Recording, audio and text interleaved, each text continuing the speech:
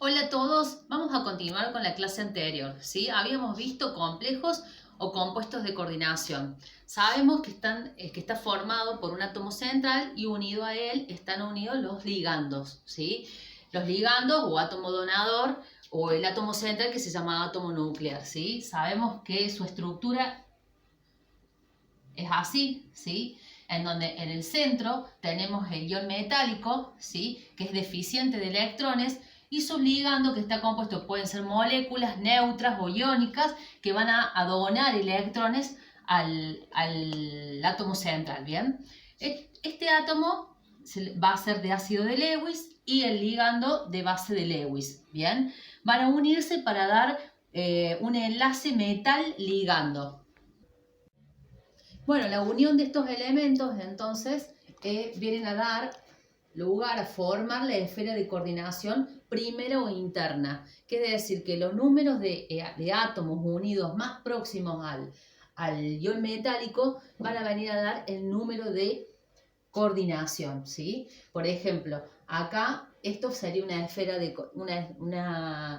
coordinación, ¿sí? También este podría ser una esfera de coordinación. Todo lo que es el átomo central y los ligandos que lo rodean van a formar una primera esfera de coordinación, ¿sí? Porque van a ser los más próximos al átomo central. Cuando hablamos de los números de coordinación, nos vamos a referir a lo que sería la teoría de Werner. La teoría de Werner nos habla de que el ion metálico, todos los iones metálicos tienen tanto valencia primaria como secundaria. Primaria sería que el átomo, la cantidad de electrones que el átomo va a perder para convertirse en un ion metálico. Y la secundaria va a ser la responsable de los enlaces que va a ir formando un átomo con otros compuestos, ¿sí? Esos otros compuestos serían los ligandos. Esa sería la secundaria. En los números de coordinación, los más comunes tenemos los dobles, los cuádruples y los sextuples. Estos son los más comunes. Coordinación doble tenemos los ejemplos, por ejemplo, que es más comunes que se van a dar en la plata, en el cobre, en el oro, ¿sí? En el mercurio. En eso se pueden dar complejos los más comunes. Nosotros cuando vimos el ejemplo de la plata, vimos que estaba compuesto por dos ligandos y que su disposición espacial era, para alejarse lo más posible uno de otro, lo hacían de una manera lineal, ¿sí? Y esto era porque estaba compuesto por dos ligandos. Entonces el número de coordinación tiene mucho que ver con la geometría molecular de los complejos, de los iones complejos, ¿sí? Entonces, en lo que es en la doble, va a dar una geometría lineal. En la coordinación cuádruple, como podrán ver, está compuesta por 4 ligandos, ¿sí? Entonces va a tender a hacer una tetraédrica y una cuadrada plana. Y en la coordinación sextuple, en esta es la más común y forma una sola geometría molecular, que es el octaedro. Bueno, siguiendo con la explicación de nuestro mapa conceptual, como bien dijimos, nuestros complejos o compuestos de coordinación van a estar formados por un átomo nuclear y por nuestros ligandos o átomos donadores que funcionan como bases de Lewis debido a que donan justamente electrones a nuestro átomo nuclear. Nuestros ligandos se pueden clasificar en tres grandes grupos. Por un lado tenemos a los ligandos monodentados que van a estar formados solamente por un átomo donador, como por ejemplo el fluoruro, el cloruro y el agua. En segundo lugar tenemos a los ligandos bidentados que van a estar formados por dos átomos donadores, como por ejemplo la etilendiamina, donde en este caso los dos nitrógenos actúan como átomos donadores. Y finalmente tenemos a los ligandos polidentados que van a estar formados por tres o más átomos donadores. Un ejemplo muy característico de ligandos polidentados es el ácido etilendiamino tetracetático o también conocido como el hepta. El hepta va a estar formado por 6 átomos donadores que se pueden justamente enlazar o coordinar con un ion metálico, aunque también en algunas ocasiones pueden utilizar solamente 5 de sus átomos donadores. Una de las funciones más importantes que tiene el hepta es que funciona como antídoto contra el envenenamiento de metales. Por lo general, el hepta forma un complejo con el plomo que hace justamente que se eliminen los metales de la sangre y se eliminen los metales de los tejidos, provocando como consecuencia su total expulsión del organismo. Por otro lado, es muy importante destacar que los ligandos bidentados y polidentados se caracterizan porque parecen justamente encerrar a nuestro ion metálico a manera, podríamos decir, de una pinza. De esta manera, el complejo resultante recibe el nombre de quelato o agente quelante, es decir, que nuestro quelato o agente quelante va a estar formado por ligandos bidentados y por ligandos polidentados, formando un complejo que resulta mucho más estable que los ligandos monodentados. Un ejemplo muy importante de quelato o agente quelante son las moléculas derivadas de la porfina. La porfina, como vemos en esta imagen, se caracteriza porque se puede enlazar justamente a un ion metálico utilizando sus 4 nitrógenos. Y una vez que se enlaza o se coordina, elimina sus dos hidrógenos, que están unidos a los nitrógenos para formar otro complejo que recibe el nombre de porfinina. Existen dos porfirinas muy importantes, una de ellas es la hemoglobina, donde en este caso nuestro ion central es el hierro, y por otra parte tenemos a la clorofila, donde nuestro ion central es el magnesio. Ya. Buenas tardes, vamos a hablar hoy de las aplicaciones de los compuestos de coordinación. En este caso, los compuestos de coordinación los vamos a encontrar en pinturas, en tintes, los vamos a encontrar en radiofarmacéuticas, en la bioquímica y en productos de limpieza. Hay otras aplicaciones más, pero vamos a hacer hincapié en el lepta y lo vamos a encontrar también en el grupo de hemoglobina. ¿Bien? El caso del lepta, el lepta ha sido, vamos a ver, que está compuesto por el grupo etil,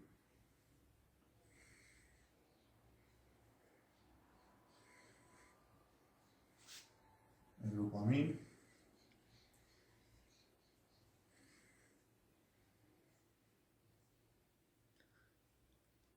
y el grupo cetona. Bien, carbono, carbono, carbono, carbono, oxígeno acá, oxígeno acá, oxígeno, oxígeno.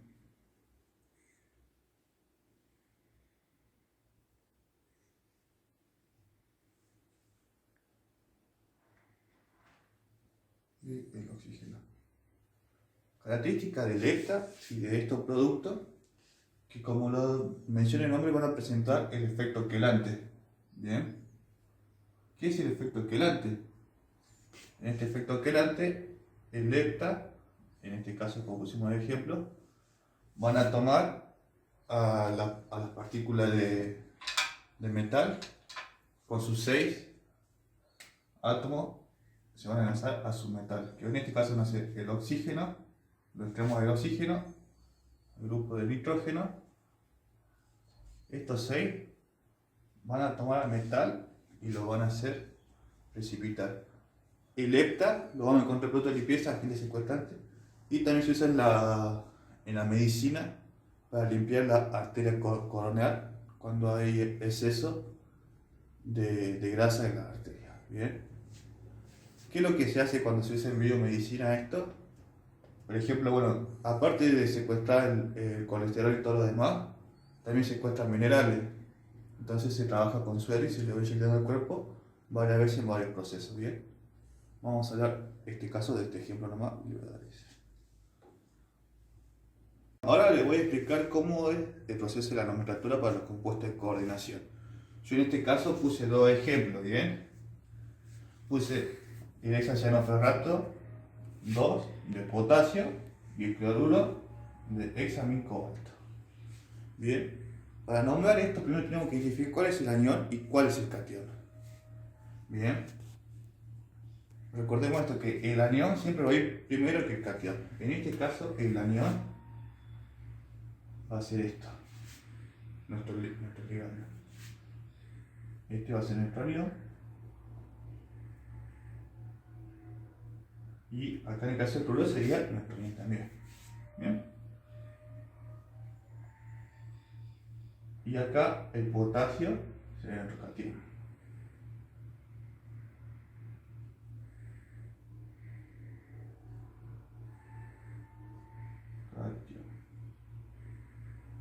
Bien. Característica de esto de la nomenclatura de los compuestos de coordinación, los ligandos o los complejos se escriben de seguido y completo, con la característica del 2. Caso que pasa acá también. ¿Cómo me doy cuenta yo?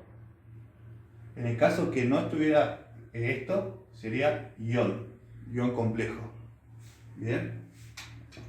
En lugar de ser esa cianoferrato de potasio, si yo le saco esto de acá, y a esto le saco este de acá, esto quedaría como ion.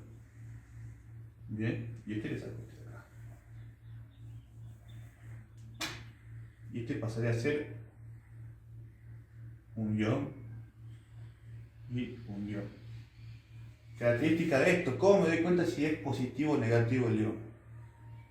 Dijimos que el ciano, en la nomenclatura del grupo ciano, tiene carga negativa de 1. Bien. Y característica de este que es neutro. Dijimos que el hierro está actuando con estado de oxidación 2. Bien. Y acá dijimos que este está en estado neutro, ojo, pero hay 6. Y el cobalto tiene 3 de estado de oxidación. Entonces, ¿yo cómo calculo ahora si es positivo o negativo? Acá tengo menos 6. Y acá tengo 3, pero tengo 6 neutros. Bien. Estos 6 neutros van a mantener esta carga de acá. Y este va a pasar a ser un ion con carga positiva más 3. Bien. Y este va a pasar a ser un ion, si hacemos la recta, menos 6 más 2 nos va a dar menos 4. Y este va a pasar a ser un ion con menos 4. Bien. ¿Cómo lo hacemos para identificar? Cuando nos da la palabra ion, hexacianoferrato, tenemos que identificar cuál es el estado de oxidación. En este caso de nuestro metal, buscar nuestro ligando y calcularlo de esta forma. Bien. Los complejos o compuestos de coordinación presentan estabilidad. Esta estabilidad está determinada por el valor de la constante de su reacción de formación. Esta es una medida cuantitativa de la extensión en que se produce el equilibrio de la formación. Para realizar los cálculos se utilizan las constantes de formación globales. Se corresponden a la suma de 2 o más equilibrios y se obtienen a partir del producto de las constantes de los equilibrios involucrados, que son las que podemos ver acá. La constante de formación se encuentra dada por diversos factores, tales como el efecto quelato, que es cuando en un complejo se sustituyen los ligandos monodentados por los polidentados, por lo tanto aumenta su estabilidad. La acidez, que son bases relativamente fuertes, por ello en medio ácido el ligando se protona y se favorece la disociación. Y el exceso de ligandos, que aumenta la estabilidad al aumentar la cantidad de agente formador del complejo. Los complejos también presentan geometría. La geometría está determinada por el número de coordinación, donde los ligandos se disponen en el espacio lo más alejado posible uno de otros. Encontramos números de coordinación lineal, como por ejemplo los complejos de cobre, números de coordinación tetraédrica, como los complejos de paladio, y números de coordinación octaédrica, como por ejemplo los complejos de hierro. Los complejos octaédricos sufren distorsiones porque los ligandos más grandes chocan entre sí debido a la repulsión entre ligandos aniónicos de menor tamaño. Entre otras de las propiedades de los complejos encontramos el color, que está determinado por el cambio de la energía de orbitales. Entonces, para que una sustancia tenga color, debe absorber alguna porción del espectro de luz visible. La absorción ocurre solo si la energía necesaria para mover un electrón en una sustancia desde su estado base hacia un estado excitado corresponde a la energía de alguna porción del espectro visible. Según la teoría del campo cristalino, la absorción de luz por un ion complejo va acompañada de la excitación de un electrón de uno de los orbitales T2G de menor energía a un orbital Eg. Por ejemplo, el ion hexacuotitanio 3 tiene un color púrpura y se debe a la excitación del único electrón del titanio. Entonces, este cambio en la separación de la energía de los orbitales D por el campo cristalino es la causa del cambio de color que tiene lugar cuando se reemplaza un ligando por otro. Bueno, vamos a hablar sobre las propiedades de los compuestos de coordinación. En este caso vamos a hablar sobre las teorías de los compuestos cristalinos. La teoría de los compuestos cristalinos va a explicar muchas propiedades de los compuestos de coordinación, incluyendo lo que es el color y el magnetismo, ¿sí? La teoría del campo cristalino y la interacción que hay entre el ion metálico y el ligando se va a considerar electrostática. ¿Por qué se va a considerar electrostática? Porque algunos de los orbitales se apuntan directamente hacia los ligandos y otros se apuntan entre ellos, digamos, ¿sí? Entonces los ligandos van a ocasionar un desdoblamiento de las energías de los orbitales D en un metal. Ahora, entonces, ¿qué enlace va a ocurrir en la teoría del campo cristalino? Como dijimos anteriormente, el enlace que ocurre es entre el metal de transición y el ligando. Va a ser netamente electrostático, por lo tanto va a ser un enlace de tipo iónico, ¿sí? Bueno, entonces, ¿cuáles son los orbitales que intervienen en esta teoría? Los orbitales que van a intervenir en esta teoría para el desarrollo de la misma van a ser los orbitales del tipo D, ¿sí? Y bueno, ¿cuáles son los elementos también que intervienen en la misma teoría? Los elementos van a ser, los elementos de la tabla periódica van a ser los elementos de los metales de transición y los ligandos. Para un complejo octaédrico, ¿sí?, los orbitales se van a desdoblar, ¿sí?, en un conjunto de menor energía de 3 orbitales degenerados. ¿Qué quiere decir esto? ¿Sí? A medida que se van a ir acercando las cargas negativas de los ligandos por los diferentes ejes, por ejemplo, tenemos un ligando que viene por acá, otro que viene por acá, otro por acá, otro por acá, ¿sí? Las cargas negativas se van a ir acercando, va a existir una cierta deformación, ¿sí?, de estos. Por ejemplo, en este caso vamos a tener los 5 orbitales tetaédricos que vendrían a ser el DXY, el DYZ, ¿sí?, el DXZ, el DX al cuadrado, YZ al cuadrado, perdón, y DZ al cuadrado, ¿sí? Vamos a hablar en este caso del orbital DXY, ¿sí? Cuando los ligandos que se encuentran distribuidos alrededor del átomo, ¿sí?, del átomo central, se van a ir acercando, digamos, por los diferentes ejes, ¿sí? Esta nube electrónica, digamos, no se va a ver afectada porque no se encuentra superpuesta sobre ninguno de los ejes. Por lo tanto, no va a existir una cierta repulsión electrostática, por lo tanto no se va a ver afectado este orbital. Igualmente va a ser para los otros dos. Como ustedes ven, las nubes electrostáticas no se encuentran dentro de los ejes, entonces no va a existir un desdoblamiento. En cambio, para los otros dos, para estos dos que se encuentran, para los otros orbitales D, ¿sí?, cuando los ligandos con sus cargas negativas, los vamos a dibujar así, los ligandos con sus cargas negativas se van a ir acercando a los ejes, se va a ver afectado este orbital, ¿sí? ¿Por qué? Porque la nube electrónica se va a encontrar superpuesta, digamos, sobre cada eje. Ejemplo, esta nube, miren, se encuentra sobre este eje, ¿sí?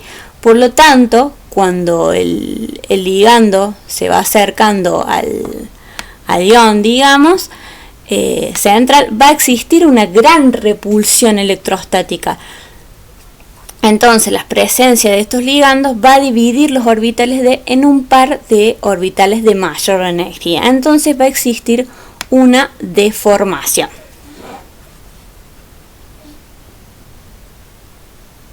Bueno, como habíamos nombrado anteriormente, los compuestos octaédricos sí son los más comunes.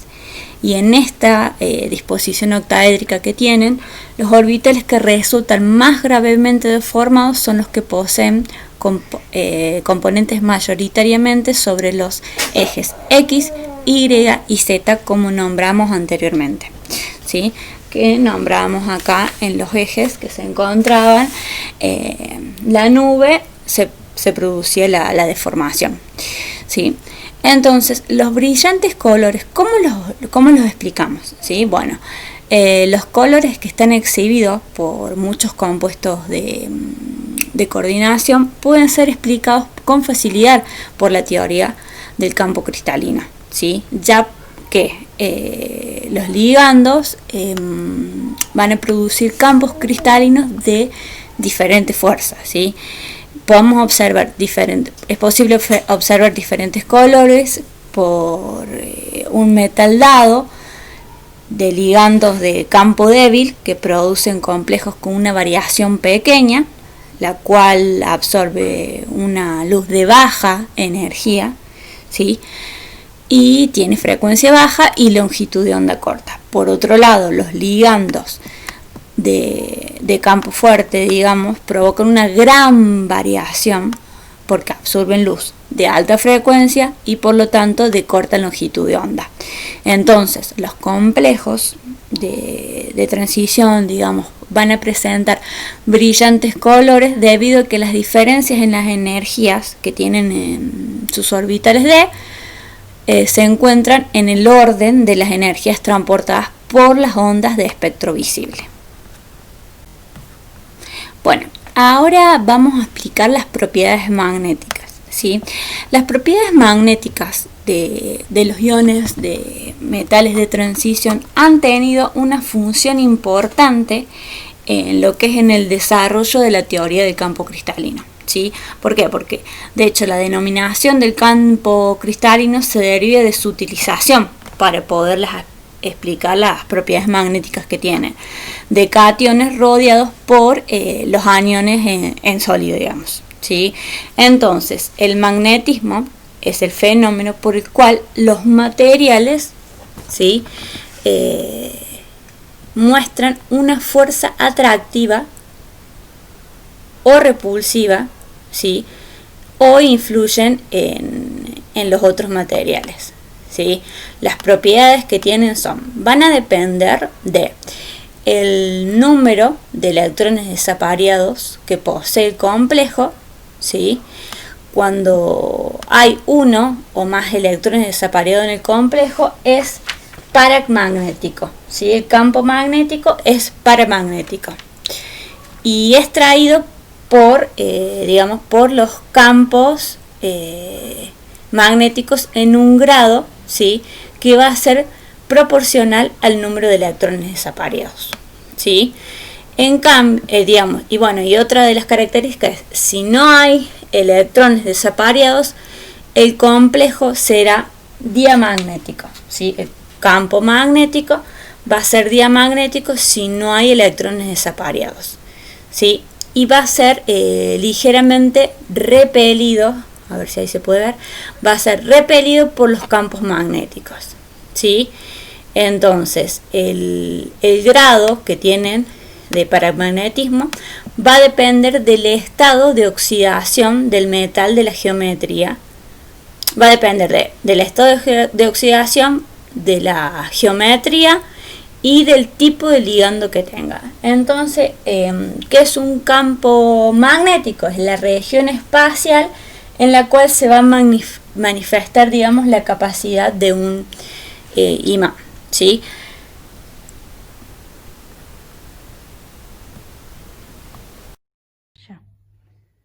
Bueno, otra de las cuestiones importantes a abordar en esta clase número 11 de complejos es cómo podemos hacer para determinar la dureza del agua mediante la utilización de diferentes complejos. Antes de abordar este tema en particular, es muy importante saber de qué hablamos cuando hablamos de agua dura. El agua dura es aquella que contiene una excesiva cantidad de sales, principalmente sales de calcio y de magnesio, y por lo tanto hacen que el agua sea inadecuada para su uso doméstico y para su uso industrial. Existen diferentes tipos de dureza. Por un lado tenemos la dureza temporaria o la dureza de carbonatos, que es aquella que va a estar formada por bicarbonatos ácido de calcio y bicarbonatos ácido de magnesio. Este tipo de dureza se caracteriza porque forma justamente un precipitado cuando se calienta el agua, haciendo justamente que estos bicarbonatos sean insolubles. Por otro lado tenemos la dureza permanente, que va a estar formada por sulfuros, por nitratos y por cloruros de calcio y de magnesio, y se caracterizan porque no precipitan por ebullición. Y por otro lado tenemos la dureza total, que corresponde justamente a la suma de la dureza temporaria y a la dureza permanente. Existen diferentes tipos de efectos que nos permiten nosotros saber cuándo estamos en presencia del agua dura. Uno de ellos tiene que ver con el comportamiento del agua dura frente a diferentes tipos de detergentes o jabones. Por lo general, ante una determinada cantidad de jabón o un detergente, el agua dura produce menos espuma, y esto se debe justamente a que el calcio y el magnesio van a reaccionar con los componentes del jabón, disminuyendo su efectividad. Y otros de los efectos que a nosotros nos permiten saber que estamos en presencia de agua dura es la formación de diferentes superficies calcáreas que también reciben el nombre de cal, que lo podemos encontrar en diferentes tipos de superficies, como por ejemplo en un caño, en las pavas eléctricas y entre otros. Bueno, ahora sí, dicho esto, es importante saber de que existen diferentes tipos de complejos que se utilizan para determinar justamente la dureza del agua. Estos agentes complejantes, por lo general, presentan grupos aminas y grupos ácidos carboxílicos. Y un ejemplo de ello es el ácido etilendiamino tetracetático, o también conocido como el ETA. El ETA, completamente desprotonado, es decir, la pérdida de cada uno de sus protones del ácido carboxílico, forma un complejo sumamente estable con el ion metálico. Por ejemplo, este ETA completamente desprotonado forma un complejo hexacoordinado con el manganeso. Entonces, por lo tanto, para determinar la dureza del agua vamos a utilizar el ETA. Pero el ETA tiene que encontrarse a un pH igual a 10, que este pH va a ser mantenido mediante la adición de un tampón, y es importante destacar en este caso que el pH no tiene que ser superior a 10, porque si no se va a producir la precipitación de los hidróxidos metálicos que tenemos que valorar, y además la reacción con el ETA se va a volver lenta. Y otra de las cosas que tenemos que utilizar para determinar la dureza del agua son diferentes tipos de indicadores. Por un lado tenemos el negro de heliocromo T, que se va a utilizar para la determinación de la dureza total, y por otro lado tenemos a la murexida, que se utiliza para la determinación de la dureza cálcica. Tanto el negro de heliocromo T como la murexida son indicadores, o son en realidad colorantes orgánicos, que cuando se unen justamente al ion metálico van a formar un complejo estable que presenta un color diferente al indicador solo o al indicador libre, que se encuentra justamente no complejado. Entonces, para ordenar las ideas, cuando nosotros, por ejemplo, queremos determinar la dureza total, vamos a tener una reacción en la cual tenemos a nuestros iones metálicos, va a reaccionar justamente con el ETA, formando un complejo sumamente estable que recibe el nombre de complejo heptametal. Y nuestra reacción tiene que tener un pH controlado igual a 10. Si queremos determinar la dureza total, vamos a utilizar nuestro indicador metalocrómico, que en este caso va a ser el negro de heliocromo T. Entonces, ¿qué pasa o qué ocurre durante la valoración? Al principio, nuestro matraz Erlenmeyer contiene los iones metálicos, por ejemplo, el calcio y magnesio, con el indicador que se va a utilizar. presentando un determinado color. Luego, cuando nosotros vamos añadiendo o incorporando ETA para lograr su valoración, se va formando otro complejo que recibe el nombre, como bien dijimos, del complejo ETA-metal. Y como consecuencia, el indicador se va liberando, va a quedar en su estado libre y cambia justamente de color, como por ejemplo, si queremos realizar la valoración del magnesio, cambia de color el violeta vino a un color azul. Este cambio de color nos indica el punto final justamente de la valoración, haciendo referencia a que nuestro indicador se encuentra en estado libre y que existe completamente en la disolución la formación de nuestro complejo ETA-metal. Finalmente, ¿qué ocurre en nuestra titulación? En nuestra curva de titulación va a estar formada por nuestro punto inicial, que es cuando no se añadió el ETA aún, por nuestro punto intermedio, que es cuando el ETA no es suficiente todavía para formar nuestro complejo ETA-metal y por lo tanto existe y va a haber un exceso de nuestro ion metálico. Tenemos nuestro punto de equivalencia, que corresponde a cuando ambas cantidades se encuentran en cantidades iguales, y finalmente tenemos el punto final, como dijimos anteriormente, que es cuando hay un exceso de ETA y por lo tanto nuestro indicador se encuentra en estado libre. Finalmente, también es importante destacar que en el caso de que se quiera determinar, por ejemplo, la dureza cálcica, vamos a utilizar un pH igual a 12, que también va a ser controlado con diferentes tipos de tampones, y en el caso del indicador no vamos a utilizar el negro de eriocromo T, sino que vamos a utilizar otro indicador como es el ejemplo de la murexia.